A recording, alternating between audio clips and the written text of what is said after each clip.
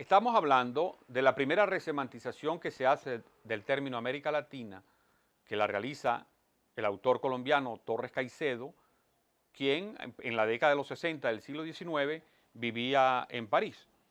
Y hace esa resemantización ya no para justificar la anexión francesa de México, pero sí para justificar la guía intelectual de Francia, y estará en la base de todo un movimiento que surgirá tanto en la sociedad política como en la sociedad civil de toda América Latina, que va a ser el afrancesamiento de las élites. El pensar que París era la ciudad luz y que entonces de allá venían las luces por todo lo que fue el movimiento del iluminismo en el siglo XVIII, etcétera, y ver a París y ver a Francia en general como la guía de las luces para América, al contrario de España, que sería la oscuridad. Esa es una visión del sentido común que hay que después deconstruir, porque hay un conjunto de elementos críticos que se le pueden realizar a esa proposición. Pero en tal caso, esa era la intención de Torres Caicedo, que tenía los otros rumbos de separarse del atraso del español y de enfrentar a los Estados Unidos. Pero luego, como no tuvo mucho éxito para la segunda mitad del XIX, el término América Latina, se fue dando otro movimiento de los intelectuales, los intelectuales americanos, los intelectuales que hoy llamaríamos latinoamericanos, muy importante, y es, no se va a usar el término América Latina, pero va a surgir con muchísima fuerza el término de Iberoamérica o la América española. Y aquí se produce a lo que a mi modo de ver, lo que a nuestro modo de ver es un acierto, es rescatar un elemento esencial nuestro, porque evidentemente nuestras tres grandes raíces, que pueden ser lo indígena, lo español y lo africano negro, son tres raíces que si no las unimos, que si no las reivindicamos, nunca podríamos tener un proceso de identidad completo, ni siquiera un proceso de identidad complejo. Entonces, aquí se rescata lo español con el término iberoamericano e igualmente sigue estando como opuesto a la América sajona. Y esto va a generar el movimiento más importante de la intelectualidad latinoamericana de la segunda parte del siglo XIX. Y podríamos decir que la intelectualidad más progresista, la intelectualidad incluso que hoy fácilmente cabe en los cánones de la izquierda, encabezada por Martí, van a producir un efecto importante porque van a reivindicar lo español frente a lo sajón, pero ya no con el término de América Latina, sino con Iberoamérica o la América hispana. Un momento clave que yo creo que para la historia de las ideas de América Latina es muy importante tener en cuenta, incluso ya como reflexión, es que este movimiento no solamente va a separarse de la guía de Francia o va a disminuirla o va a considerarla, incluso al ya no considerar que había que buscar una guía en Francia, sino que en lo propio iberoamericano producía su guía, se va más bien a profundizar, va a comenzarse a profundizar en lo propiamente americano.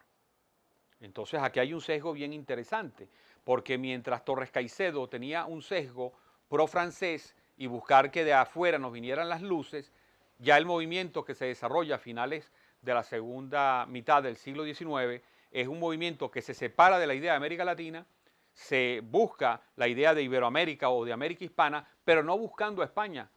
la España actual, la España de esos momentos como una guía, no, sino para buscar lo propio que ya España había hecho aquí, en la medida que los que estábamos aquí nos reivindicábamos como americanos españoles, como hispanoamericanos, pero con una identidad propia. Uno de los elementos epigonales, líderes de este movimiento, va a ser José Martí, que reivindica lo español como cultura, porque habla de la importancia de la lengua, que hoy en día todo el mundo sabe que la lengua materna no es algo accesorio, ni es algo accidental, ni es algo menor. No. Lo que han demostrado los estudios lingüísticos es que la lengua materna es la manera como estamos en el mundo. Sin lengua no pudiéramos estar en el mundo, o sea, en el mundo construido por el hombre. Por eso es que la lengua materna es una manera de comprender el universo y de ahí la reivindicación de lo español que va a realizar este movimiento hispanoamericano, pero no va a reivindicar la otra condición de la etnicidad importante, que es la catolicidad del americano. ¿Por qué? Porque tenían muchísimas otras consideraciones ideológicas, porque no habían roto con el llamado iluminismo francés, porque tenían proposiciones que en el siglo XIX eran dominantes o por lo menos prestigiosas, como eran las visiones ateístas promovidas en gran parte por el iluminismo, por el positivismo y por el marxismo y por el anarquismo. Entonces, evidentemente, no van a reivindicar la catolicidad, por lo tanto no será una reivindicación completa de todos los elementos que componen la etnicidad, pero sí va a reivindicar el uso del castellano, el aprendizaje en general de la cultura española, especialmente de toda su literatura. Aquí vemos entonces que ha habido un paréntesis al uso del término de América Latina. Pero quisiera concluir esta parte que tiene que ver con cómo se reivindica lo iberoamericano y no lo latinoamericano en el siglo XIX, con un hecho sobre el cual ni siquiera quiero arrojar hipótesis porque lo vengo trabajando un poco con más calma, pero sí quiero dejar presente la siguiente pregunta. Para 1892, cuando se celebró el 400 aniversario de la llegada de Colón a América, que había llegado en 1492, es decir, los 400 años. Lo celebró España por todo lo alto, porque era una reivindicación de lo español, pero además los teóricos latinoamericanos, los grandes pensadores latinoamericanos, empezando por el apóstol de Cuba, José Martí, reivindicó completamente esa fecha, porque para los suramericanos y para los americanos de habla hispana, era una gran reivindicación en contra de la América sajona. Entonces aquí viene la pregunta. ¿Qué sucedió en la celebración del 400 aniversario de la llegada de Colón en 1892, apoyado por toda la intelectualidad de izquierda de América, Ariel, José Enrique Rodó, José Martí, etcétera, por todo lo que era el pensamiento más vanguardista de América, que fue apoyado en 1892? ¿Y qué sucedió cuando 100 años después, en 1992, con el quinto centenario, sucedió exactamente lo contrario? Esto es un proceso de historia de las ideas